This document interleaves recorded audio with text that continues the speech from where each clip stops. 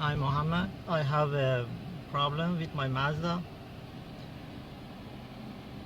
This car is on, and when I put a start button,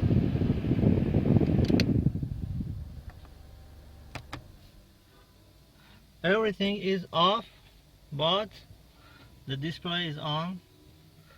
And after I open the door, the car is beeping and the remote is not working. Then I have to the cable minus cable of battery take off, and after 3 seconds put on, and everything will be okay.